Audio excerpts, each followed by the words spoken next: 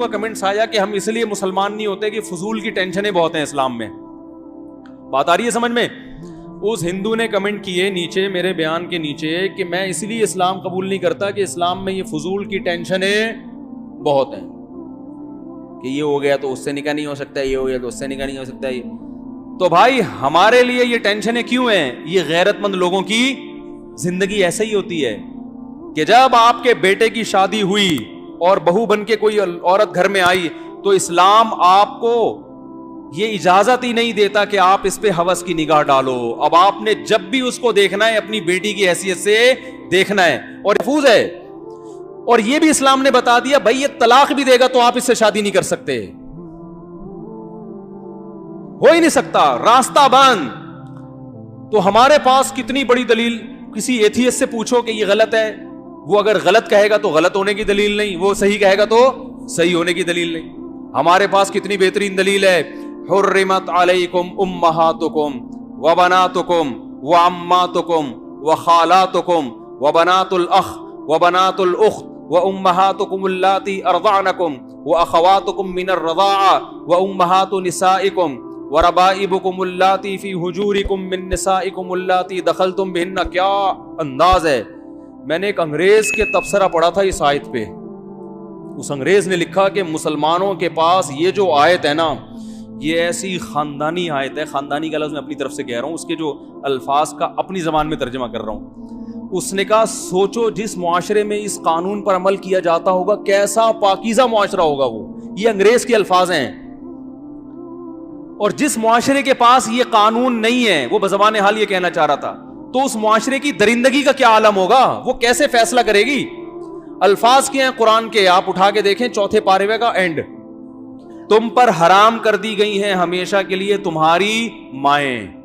کبھی بھی انسان اپنی ماں سے اس قسم کا ریلیشن نہیں کر, ہمیشہ کے لیے حرام. وبناتک, اور ماں میں نانی دادی خود بخود آتی ہیں, وہ بھی ام میں ہی آتی ہیں. وبناتکم, تم پر حرام کر دی گئی ہیں ہمیشہ کے لیے تمہاری بیٹیاں, اور اس میں پوتیاں اور نواسیاں بھی اسی بیٹیوں میں ہی آتی ہیں. حرمت علیکم امہاتکم وبناتکم واخواتکم, تم پر ہمیشہ کے لیے حرام کر دی گئی ہیں تمہاری بہنیں, چاہے ماں شریک ہوں یا باپ شریک ہوں, سب اس میں آ گئی. واخواتکم وعماتکم, تمہارے باپ کی بہنیں تم پر ہمیشہ کے لیے, بولو بھائی, پھپھی جسے کہتے ہیں, مقدس رشتہ ہے. جب اپنے باپ کی بہن پہ نگاہ ڈالو گے ماؤں والی نگاہ ڈال سکتے ہو, کوئی اور نگاہ ڈالنے کی اجازت, بولو بھائی, نہیں. یہ ہے ہی نہیں, یہ نکاح کا محل ہی نہیں ہے. وَأَمَّاتُكُمْ وَخَالَاتُكُمْ, تم پر حرام کر دی گئی ہیں تمہاری ماؤں کی بہنیں, جس کو خالہ کہا جاتا ہے. نہیں آ رہی بات, چاہے وہ تم سے عمر میں چھوٹی کیوں نہ ہو, لیکن چونکہ تمہاری ماں کی بہن ہے تو لیول اس کا وہی ہے نا, تو جب اس پہ نگاہ ڈلے گی ماں والی نگاہ ڈلے گی. وَأَخَوَاتُكُمْ وَخَالَاتُكُمْ وَبَنَاتُ الْأَخِ, تمہارے بھائی کی بیٹیاں تم پر حرام ہیں, کیونکہ تمہارے بھائی کی جو بیٹی ہے وہ تمہاری بیٹیوں کی طرح ہے, کبھی بھی اس سے نکاح نہیں ہو سکتا. وَبَنَاتُ الْأُخْتِ, تمہاری بہن کی بیٹیاں جو تمہیں ماموں کہتی ہیں, تمہارے بھائی کی بیٹیاں تمہیں چاچو کہتی ہیں. یہ کیسا رشتہ ہے کہ ایک طرف چاچو بھی کہہ رہی ہیں, انکل بھی بنا رہی ہیں. انکل کا اصل میں تو چچا سے نکلا ہے, وہ انگریزوں نے پھر اس کا مفہوم اتنا وسیع کر دیا کہ پوری دنیا کو انکل بنا دیا انہوں نے. جب وہ تمہیں چچا کہہ رہی ہے, تمہیں احترام دے رہی ہے, عزت دے رہی ہے, تو اب اس سے یہ ریلیشن قائم نہیں ہو سکتا, نہ حلال نہ حرام. حرام تو ویسے ہی حرام ہے, حلال بھی نہیں ہو سکتا. وَبَنَاتُ الْأُخْتِ وَأُمَّهَاتُكُمُ اللَّاتِي أَرْضَعْنَكُمْ, کیا انداز ہے قرآن کا. وہ مائیں جنہوں نے بچپن میں گود میں لے کے تمہیں دودھ پلا دیا, ان سے بھی ایک تقدس کا رشتہ قائم ہو جاتا. پہلے تو بہت ہوتا تھا, اب کم ہوتا ہے. مالدار عورتیں پہلے بچے خود نہیں پالتی تھیں, عرب میں دستور تھا, پیسے دے کے کسی کو کہتے ہیں تو پال لے, جب بڑا ہو جائے ادھر دے دینا. میں اس لیے جو ڈیفینس کلفٹن کی عورتیں ہیں نا, ان سے کہتا ہوں کہ آپ سے اگر بچے نہیں پل رہے ہیں نا تو پیدائش کو روکو مت, پیدا کر کے دائیوں کو پکڑا دیا کرو, یہ پھر بھی بہتر ہے. اور یہ ثابت ہے اسلاف سے.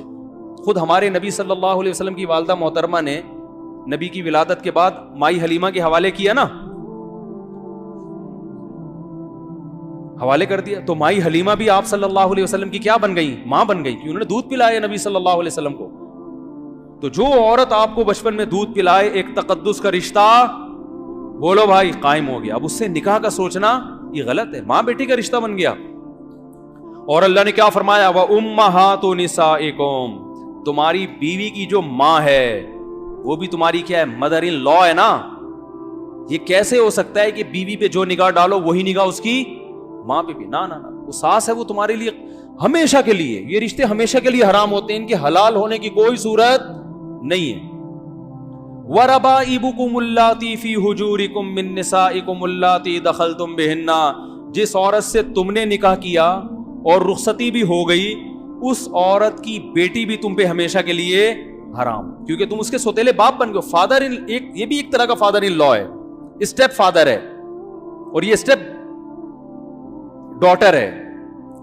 کیوں؟ اس لیے کہ اب یہ نہیں ممکن ہے کہ اس کی ماں سے بھی تمہارا ریلیشن ہو اور اسی وقت میں یا کسی زندگی کے کسی موڑ پر اب اس کی بیٹی سے بھی نہ. بھائی اس بیٹی نے تم پر ایک دفعہ باپ کی نظریں ڈال دی ہیں, کیونکہ وہ ماں کا شوہر تو باپ ہی جیسا ہوتا ہے نا.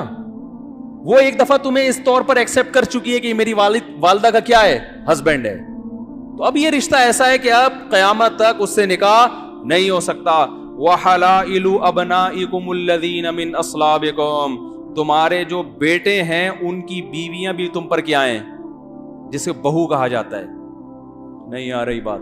کیونکہ بیٹا جب اس کو لے کر آتا ہے تو تم بیٹے کی واسطے سے اس پر بیٹیوں کی نگاہ ڈالتے ہو, اور ڈالنا بھی چاہیے, اور وہ تمہیں کیا ایز اے فادر کر لیتی ہے. تو بس یہ ہمیشہ کے لیے اب کیا ہو گیا؟ بولتے کیوں نہیں بھائی؟ اور قرآن نے یہ بھی کہا وَأَن تَجْمَعُوا بَيْنَ الْأُخْتَيْنِ, اور دو بہنوں کو نکاح میں جمع کرنا بھی کیا ہے؟ کیونکہ ایک عورت سے جب تمہارا کوئی ریلیشن ہے, اس کی موجودگی میں اس کی سگی بہن سے بھی یہ ریلیشن ہو, اس کو بھی اسلام غیرت کے خلاف سمجھتا. ہاں اس سے علیحدگی کے بعد نکاح ہو سکتا ہے, اور حدیث کے مطابق خالہ بھانجی سے بھی ایک ٹائم پہ نکاح نہیں ہو سکتا, پھوپھی بھتیجی سے بھی ایک ٹائم پہ نکاح نہیں ہو سکتا. آگے اللہ نے فرمایا وَأُحِلَّ لَكُم مَّا وَرَاءَ ذَلِكُمْ, اس کے علاوہ جتنے رشتے ہیں تمہارے لیے کیا ہیں؟ حلال. یہ اللہ نے تسلی دے دی.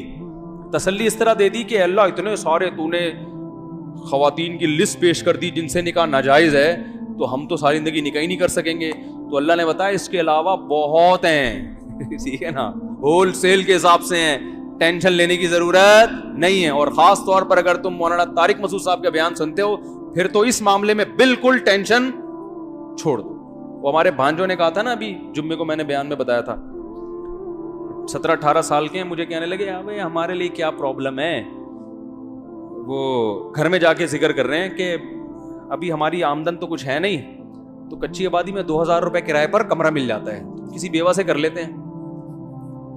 تو گھر میں جب ان کی والدہ نے یہ باتیں سنی تو پریشان ہوئی, یار یہ میرے بچے کس قسم کی باتیں کر رہے ہیں. تو ان کے ابا نے کہا کہ جب مفتی طارق مسعود کے بیان میں بیٹھیں گے یہ تو ہوگا, یہ تو میں نے اب کل مجھ سے یہ ملے بڑا والا, وہ کہنے لگا ماموں ایک چیز ہمارے ذہن میں آ رہی ہے, اگر ہم کسی بیوہ سے کریں نکاح تو پہلی شادی لڑکی کی 25 سال کی عمر میں ہوتی ہے, جو عام طور پہ جو شادی ہوتی ہے کنواری لڑکیوں کی. شوہر بہت زیادہ ٹائم جلدی مر گیا تو 10-20 سال میں جا کے مرے گا, تو کوئی 35-45 سال ہی کی ہمیں ملے گی. تو مطلب پریشان ہو رہے تھے یار یہ کیسے کریں, ہم اتنی قربانی بھی دیں اور 2000 کا گھر بھی لیں اور پھر کچی آبادی میں بھی جائیں اور وہاں بھی رہیں, اور یہ کیسے. میں نے کہا بھائی یہ آرڈر پہ بیوہ کروائے بغیر یہ کام نہیں ہو سکتا.